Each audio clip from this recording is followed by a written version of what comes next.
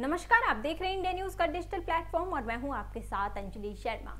हरियाणा के सियासी गलियारों में चर्चाओं का बाजार गर्म है। पूर्व केंद्रीय मंत्री चौधरी बीरेंद्र सिंह ने 2 अक्टूबर को हरियाणा के जिंद में मेरी आवाज सुनो नाम से एक रैली की। खास बात रही कि इस रैली में बीजेपी का झंडे या बैनर का उपयोग नहीं किया गया। पार्टी कार्यकर्ताओं से रैली में राष्ट्रीय ध्वज लाने को कहा गया। वहीं मंच से चौधरी बीरेंद्र सिंह ने ऐलान किया कि अगर बीजेपी और जेजेपी का गठबंधन हरियाणा में रहेगा तो वो पार्टी में नहीं रहेंगे। ऐसे में लंबे समय से जेजेपी के साथ गठबंधन का विरोध कर रहे पूर्व केंद्रीय मंत्री के बीजेपी छोड़ने की चर्चा तेज हो गई है। लेकिन अब सवाल उठ रहा है कि बीजेपी और जेजेपी का समीकरण चौधरी बीरेंद्र सिंह को क्यों नहीं भा रहा? क्या उनकी पार्टी छोड़ने की नौबत आ गई है? वो बीजेपी छोड़ते हैं तो किस खेमे में अपना भविष्य तलाश रहे हैं?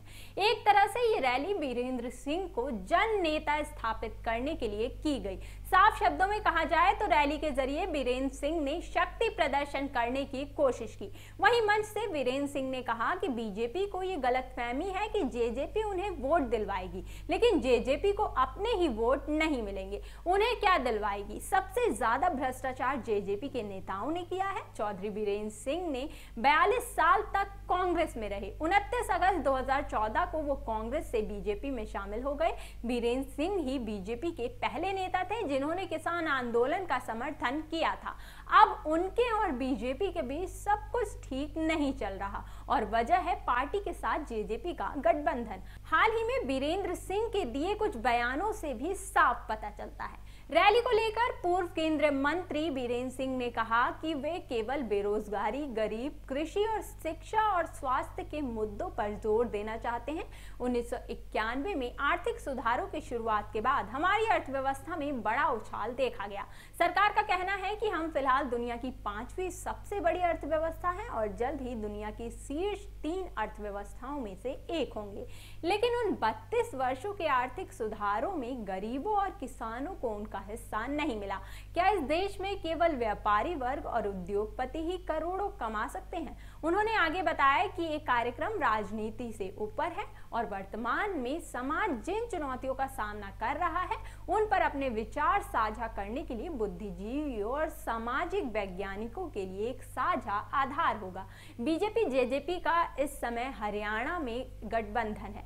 जानकारी के अनुसार राजनीतिक विवाद की वजह उचाना कला विधानसभा क्षेत्र की सीट है। उचाना वीरेंद्र सिंह का गढ़ है। इस सीट को लेकर लंबे समय से चौटाला और बीरेंद्र सिंह के परिवारों के बीच जुबानी जंग देखने को मिली।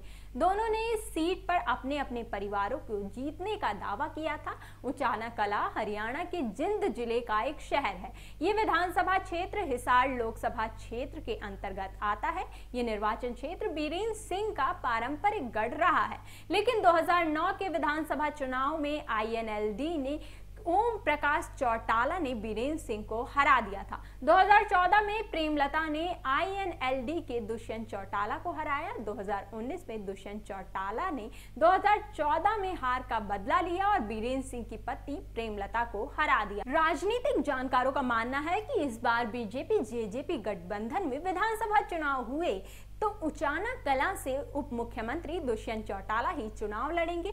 खुद दुष्यंत चौटाला ने भी इसी सीट से चुनाव लड़ने की मंशा जाहिर की है।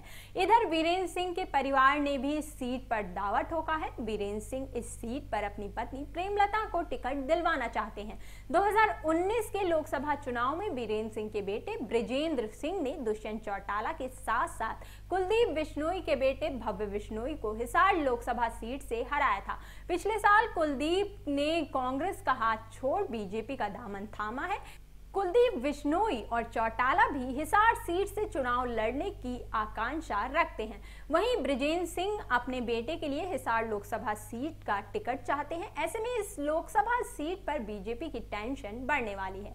फिलहाल इस रिपोर्ट में इतना ही। देश दुनिया की तमाम बड़ी खबरों को जानने के लिए देखते रहे इंडिया न्यूज का डिजिटल प्लेटफॉर्म। धन्यवाद।